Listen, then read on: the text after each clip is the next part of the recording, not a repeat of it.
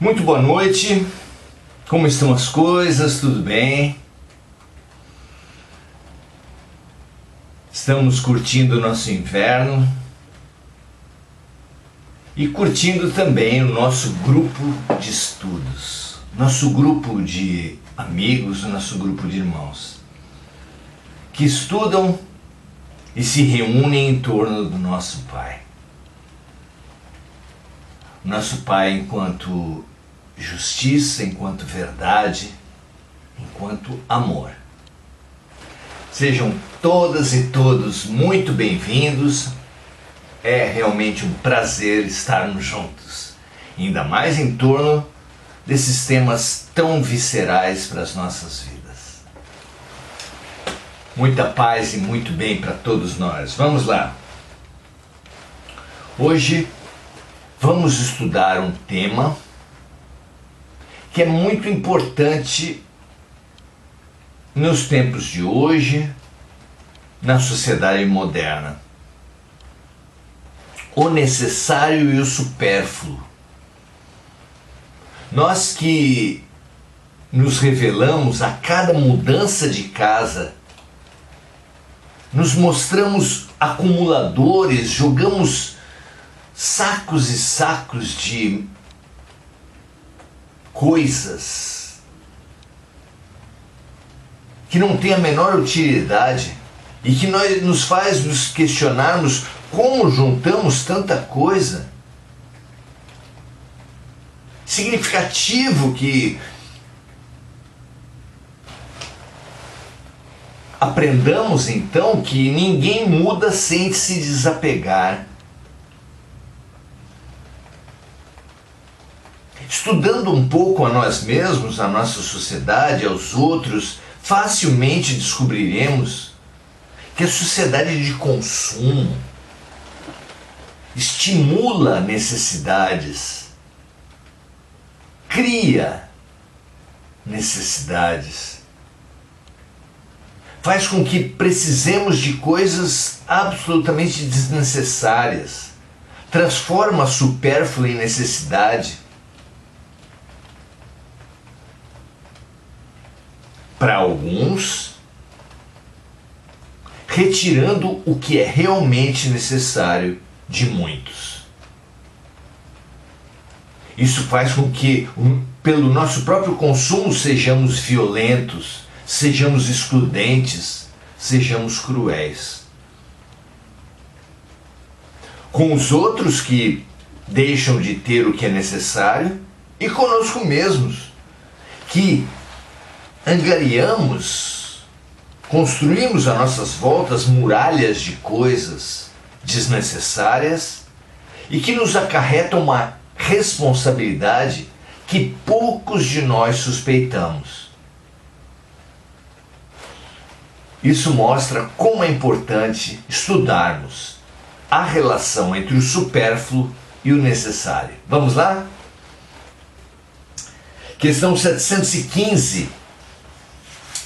Da terceira parte, capítulo 5, Lei da Conservação, desse fabuloso O Livro dos Espíritos. Pergunta 715. Como o homem pode conhecer o limite do necessário? Como nós podemos desprogramar nossas mentes e redescobrir algo que precisaria ser tão óbvio, que é o limite do necessário? Como pode? Os Espíritos respondem: aquele que é sábio conhece esse limite por intuição. Muitos apenas conhecem o limite do necessário à custa de suas próprias experiências.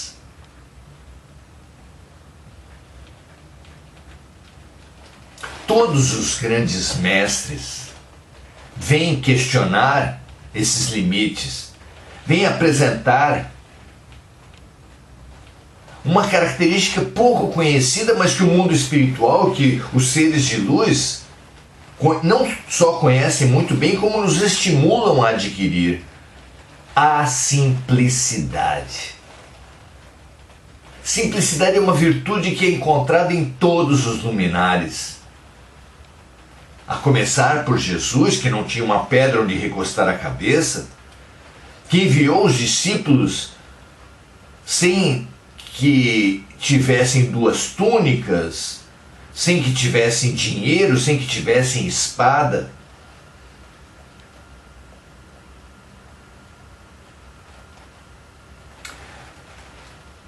Encontramos a simplicidade em Buda, que largou as complicações,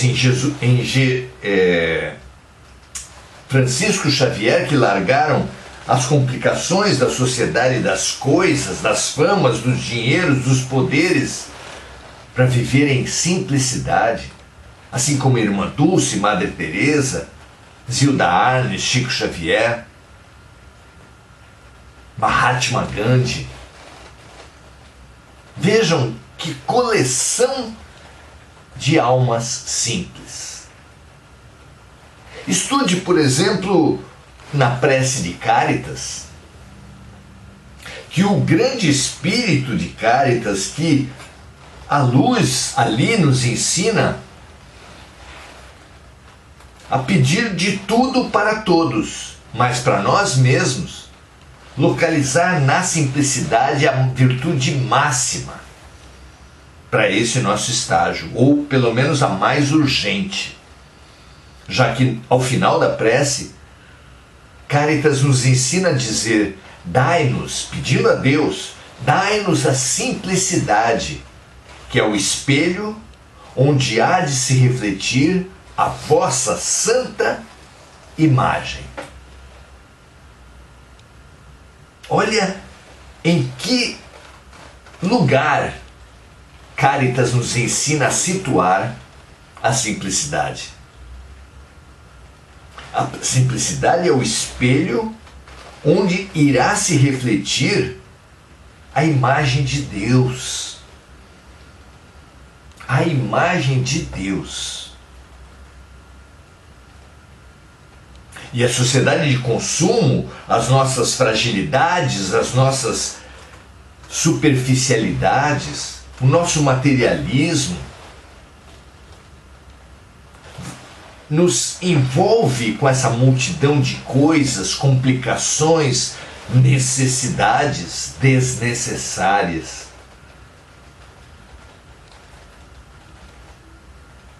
Fazendo com que nos rodeemos de energias ruins, porque coisas são energias, e com que nos envolvamos com energias ruins, porque aquilo desnecessário que nós acumulamos é a falta para muitos. É a falta do realmente necessário para muitos. Então, aquele que é sábio conhece o limite do necessário por intuição. Muitos apenas conhecem o limite do necessário à custa de suas próprias experiências, recebendo lições de situações para ele terríveis, como incêndios, enchentes, roubos, assaltos, golpes. Situações as mais variadas que nos fazem perder bens. E temos que retornar à simplicidade compulsoriamente, já que não fizemos pelo amor, reduzindo as nossas necessidades em prol dos outros, em prol daqueles que não possuem o simples e o necessário.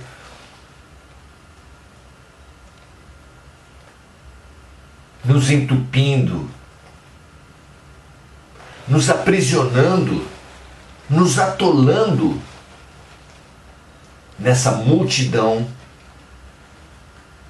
de mentiras, de falsidades, de desnecessidades. Pergunta 716. A natureza não traçou o limite do necessário em nosso próprio organismo físico. Não nos esgotamos, não nos cansamos, não nos exaurimos pelo consumo das coisas, pelo que nós comemos, pelo que nós experimentamos. Vejamos a resposta. Sim, mas o homem é insaciável. A natureza traçou o limite das necessidades no próprio organismo do homem, mas os vícios lhe alteraram a constituição e criaram para ele necessidades que não são reais.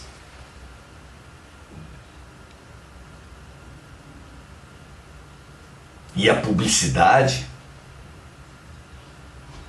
e a sociedade de consumo e as outras pessoas mergulhadas no consumismo, no materialismo, na superficialidade, tudo nos induz a sermos acumuladores, a sermos indiferentes à falta alheia,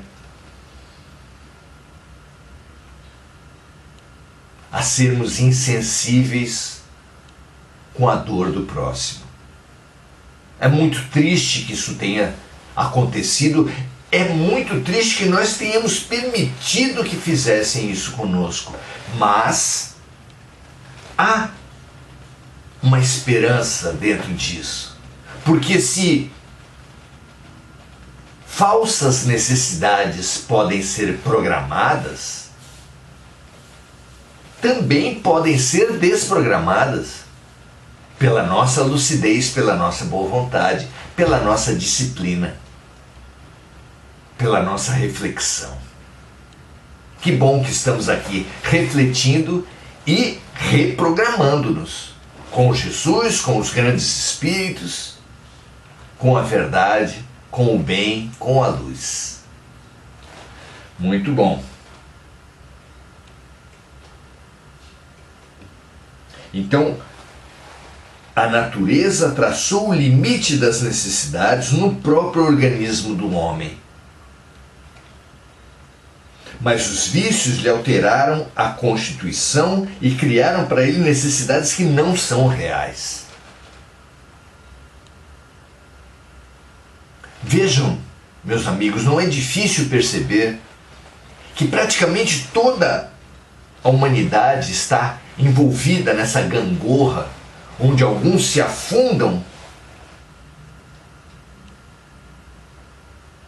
em coisas, e esse afundamento de alguns nas coisas faz outros viverem privações.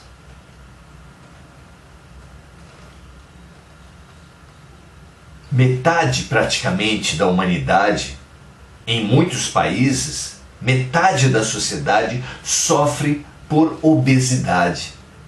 E uma porcentagem grande ainda sofre a subnutrição, a privação, a fome. Que às vezes também é encontrada em obesos. Há obesos subnutridos. Exatamente porque a nossa fragilidade faz com que busquemos nos esconder atrás de comidas, bebidas, necessidades implantadas. Vejam o alcance dos nossos problemas. Metade da sociedade sofre os problemas da acumulação do dinheiro, a obsessão pela segurança pública, comprando armas, armando o próprio espírito, prevenindo-se de tudo e de todos, vendo ameaças por toda parte, enquanto a outra metade não tem o que é imprescindível: Multidões sofrem por subhabitações, enquanto outras multidões se torturam para administrar muitos imóveis. E isso se encontra em toda parte. No dinheiro, nas casas, nas roupas, na comida. Em tudo e por tudo.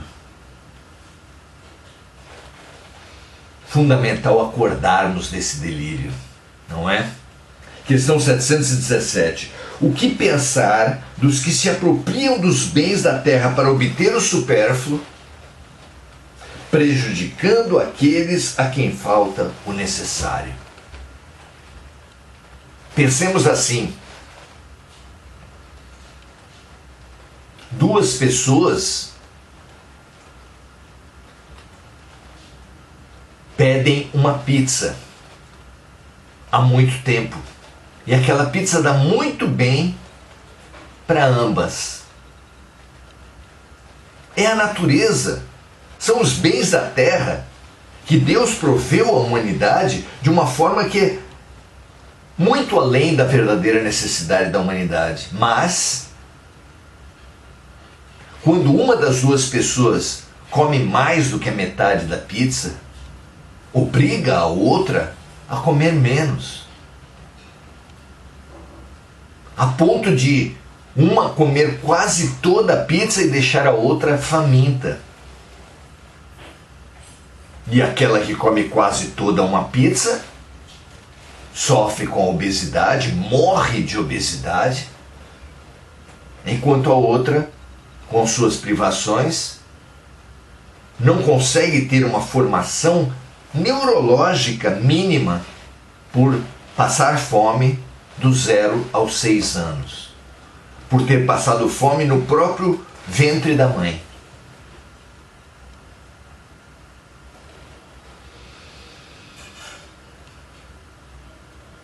A respeito dessas pessoas, que na verdade em algum grau somos todos nós, raríssimos de nós pensam na sua forma de consumo como um compromisso, como um convite ao roubo que a sociedade implanta em nossos cérebros.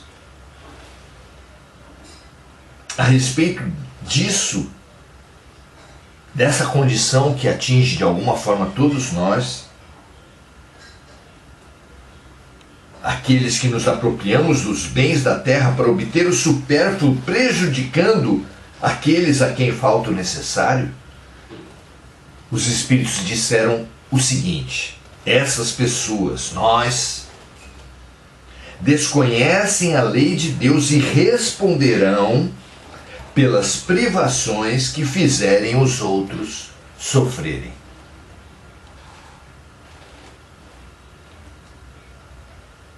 Mentes privilegiadas atuam na publicidade, no condicionamento, no fomento ilusório de necessidades. Isso é a base da nossa sociedade. A propaganda está por trás da cultura, do esporte, da política. Determina todo o sistema de comunicação e determina a desigualdade, o padrão de consumo, a morte de muitos, como vimos aqui. Entre as coisas que precisamos regenerar está exatamente a forma através da qual nos relacionamos com as coisas, com o consumo, com a matéria. Kardec faz o seguinte comentário: não existe um limite definido claramente entre o que é supérfluo e o que é necessário. A civilização criou necessidades que o selvagem desconhece. E os espíritos que ditaram esses princípios não pretendem que o homem civilizado viva como selvagem. Não se trata disso. Tudo é relativo e cabe à razão colocar cada coisa no seu devido lugar. A civilização desenvolve o senso moral e, ao mesmo tempo, o sentimento de caridade, que leva os homens a se ajudarem uns aos outros. Aqueles que vivem à custa das privações alheias exploram, em proveito próprio, os benefícios que a civilização oferece. Essas pessoas possuem da civilização apenas o que ela tem de superficial, assim como existem pessoas que possuem da religião apenas a aparência.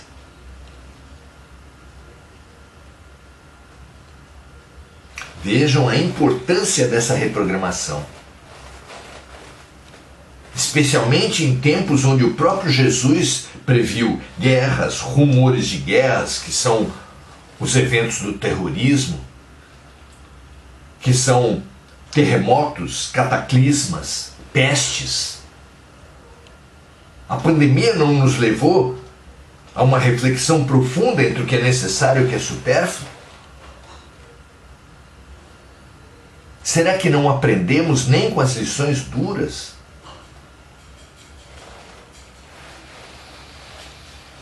Urgente essa reflexão.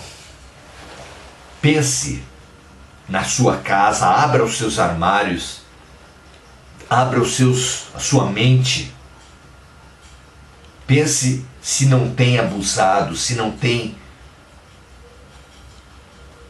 se fixado em supérfluos, em detrimento das necessidades alheias.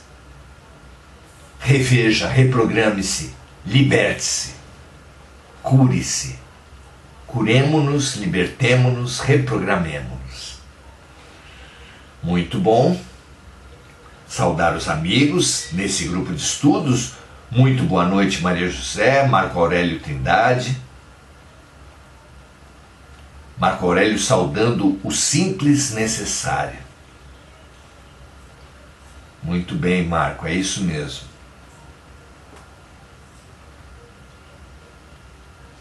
Hugo Souza expressando sua gratidão.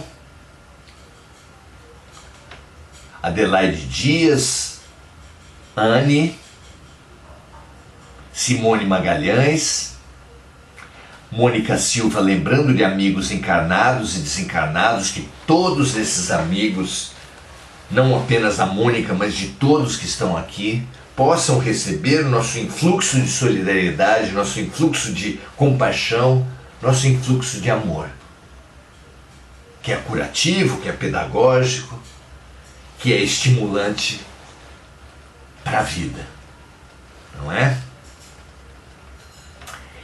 A Mônica encarece também vibrações pela paz mundial e pelas vítimas dos desastres climáticos. Nossa boa noite para Enir Cajazeira, André Salvatore, Mônica Silva. Muito bem, que nós nos disponhamos a essa reflexão tão importante, tão urgente, tão necessária, para todos os tempos, mas especialmente para esses tempos de privações que nós estamos passando e que nós podemos ainda passar. Não se deixe ser programado pelos outros. Programe-se a você mesmo à luz da solidariedade, da fraternidade universal, da simplicidade. Muita paz e muito bem para todos e até a próxima.